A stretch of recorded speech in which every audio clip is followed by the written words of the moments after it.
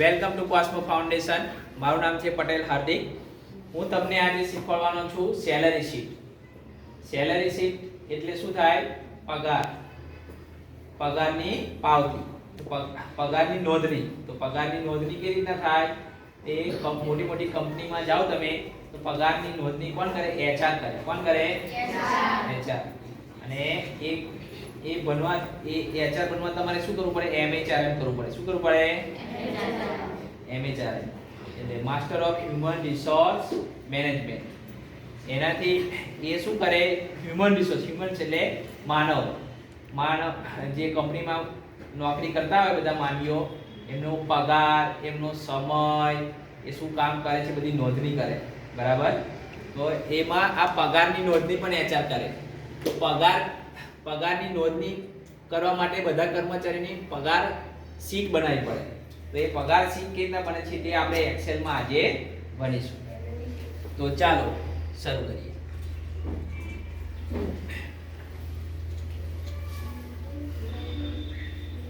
તો આ એક સેલરી શીટ છે.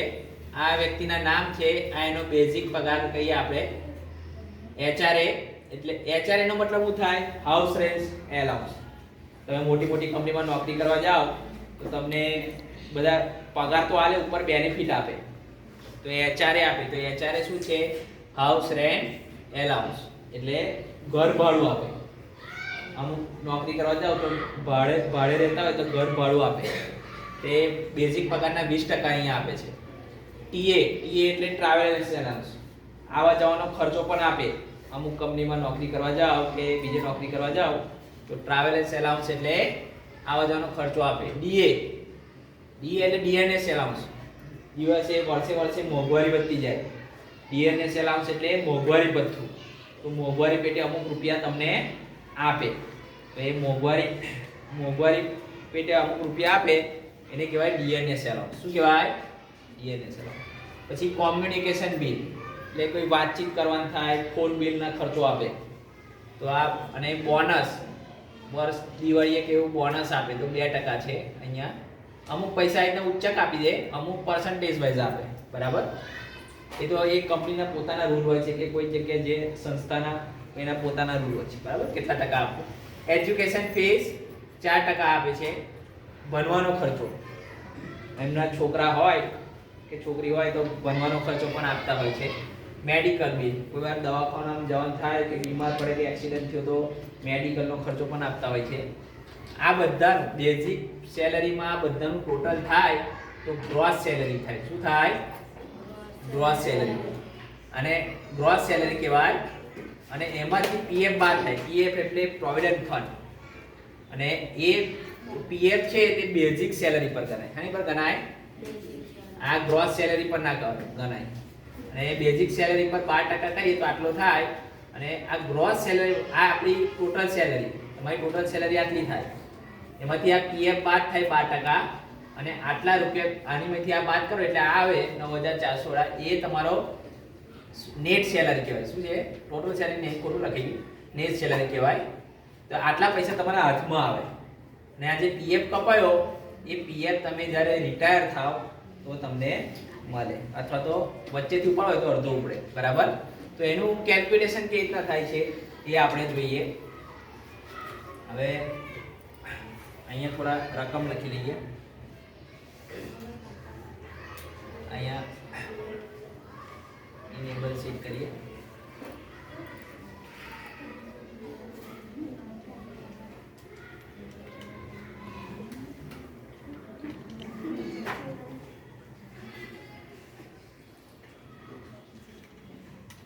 $10,000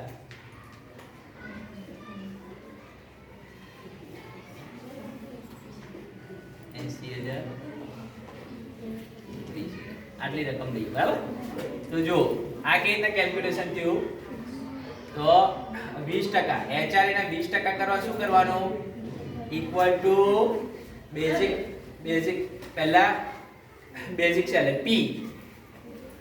એનું એક સૂત્ર છે, I બરાબર PRN/100.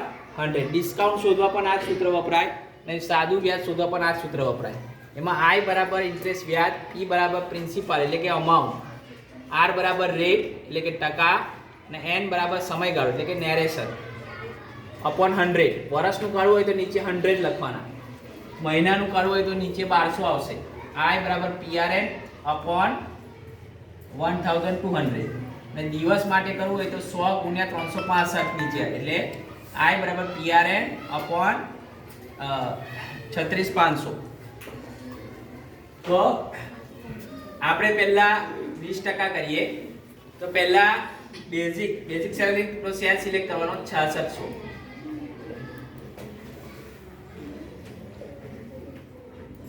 6600 પછી ગુણ્યા, આ પૂંદરીને ગુણ્યા કહેવાય બરાબર, ઝૂમ કરી દઈએ અને ગુણ્યા પી કેટલો થયો અમાઉન્ટ, પી એટલે અમાઉન્ટ 6600 આયા, પી એટલે અમાઉન્ટ કેટલી છે 6600 ગુણ્યા રેટ કેટલો છે 20%, કેટલો છે આ 20% છે ને 20%. પછી એન એટલે સમયગાળો, આપણે કેટલા વર્ષનું શોધવું છે 1 વર્ષ, કેટલા શોધવું છે 1 વર્ષ. પછી ભાગ્યા 100 આવી ગયું.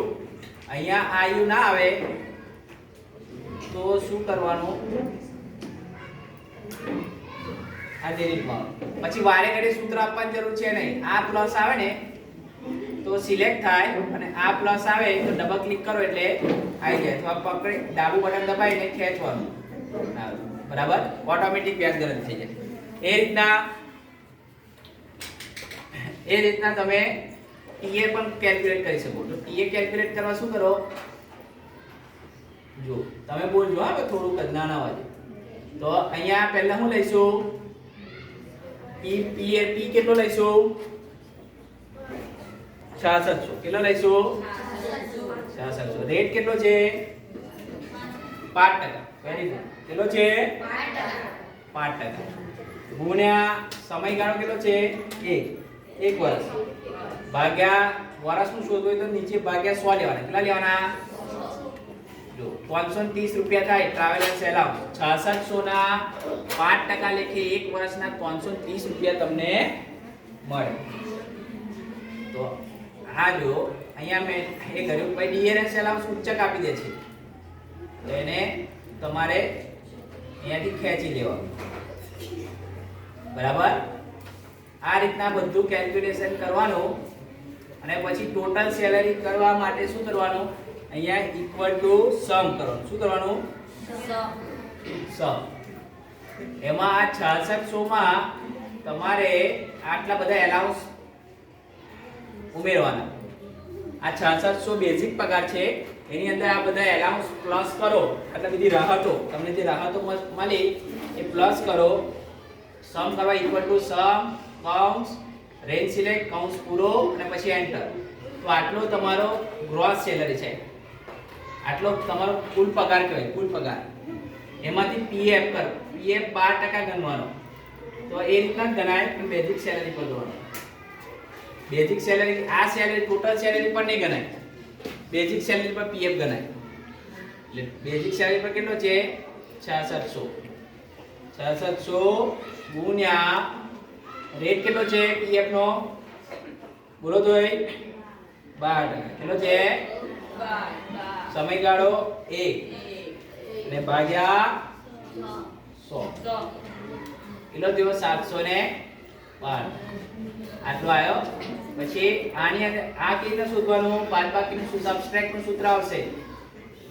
આ ટોટલ સેલરી માઈનસ આ પીએફ બરાબર નેટ સેલરી આવે. આટલા પૈસા તમને હાથમાં આવે બરાબર.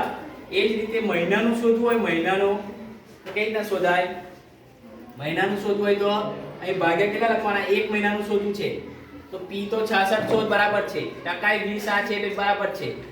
અહીં 1 મહિનો, 1 વર્ષની જગ્યાએ 1 મહિનો એટલે 1 બરાબર છે. 2 મહિનાનું શોધવું હોય તો 2 લખવાના. પણ જે ભાગ્યામાં છે એ મહિના હોય શોધવું હોય તો ભાગ્યા 1200 લખવાના. શું લખવાના 1200. એટલે 1 મહિનાનું એચઆરએ કેટલું થાય 110 રૂપિયા થાય. કેટલું થાય 10 રૂપિયા. અને એ જ રીતે તમારે 1 દિવસનું શોધવું છે, 1 દિવસનું તો 100 ગુણ્યા 365. 1 વર્ષમાં દિવસ કેટલા હોય 365 અને પેલું 12 કેમ લખ્યું? એક વર્ષમાં મહિના કેટલા હોય? 12. એટલે 100 × 12 એટલે 1200. પછી એક દિવસનું શોધવું છે તો નીચે 365 × 100 એટલે 36500. એટલે આ 3 રૂપિયા થાય એક દિવસનું. એ રીતના 2 દિવસનું શોધવું છે તો અહીંયા નેરેશનમાં 2 3 10 જેટલા શોધવું નેરેશનમાં એટલા લખવાના, પણ ભાગ્યા તો 36500. અહીં 3 મહિનાનું શોધવું, 4 મહિનાનું શોધવું તો અહીં નેરેશનમાં 3 મહિના 4 મહિના લખવાના, પણ ભાગ્યા 1200 લખવાના મહિનાનું શોધવું હોય તો. બરાબર. અહીંયા મેન્યુઅલ થોડું જોઈશું એટલે ખબર પડશે. જો આ બાજુ આ વર્ષ માટે તો P કેટલો છે? તઈ 6600. કેટલો છે? 6600. P કેટલો છે? 6600. P એટલે અમાઉન્ટ. એટલે છે અમાઉન્ટ ગુણ્યા રેટ. રેટ કેટલો હતો? 20%. અને n એટલે સમયગાળો કેટલો છે? 1 વર્ષ ભાગ્યા 100. આ શું શોધીએ છીએ આપણે? ઇન્ટરેસ્ટ કે રેટ શોધીએ. બરાબર. તો જો આ મીંડો ગયો, આ મીંડો ગયો, આ મીંડો ગયો, આ મીંડો ગયો. 6 દુ 12 એટલે 66 ગુણ્યા 20. 6 દુ 12 2 વધી 1. 6 દુ 12 ને 13 અને આ 0 નું 0 એટલે 1330. એ રીતના મહિના વાઇઝ શોધવું હોય તો શું લખવું પડે? 6600 ગુણ્યા 20 ગુણ્યા 1 મહિનાનું શોધ તો 1, 2 મહિનાનું શોધ તો 2, 3 મહિનાનું શોધ તો 3 અને નીચે કેટલા આવશે? 1200 આવશે. અને એ જ રીતે દિવસ માટે શોધવું તો કેટલા આવશે? 6600 ગુણ્યા 20 ગુણ્યા 1 દિવસ શોધવું તો 1 દિવસ ભાગ્યા 100 ગુણ્યા 365 એટલે 36500. બરાબર. આ રીતના તમે શોધી શકો. આ મહિના માટે છે, આ વર્ષ માટે છે, આ દિવસ માટે છે અને આ મેન્યુઅલી વ્યાજ કે ડિસ્કાઉન્ટ શોધી શકાય ને આ પગાર આ રીતના શોધી શકાય. પછી એનો ગ્રાફ બનાવવાનો પણ આવે. એ રીતના ગ્રાફ બનાવી શકો. બરાબર. નેક્સ્ટ પીરિયડમાં શીખીશું. Thank you કોસ્મો foundation.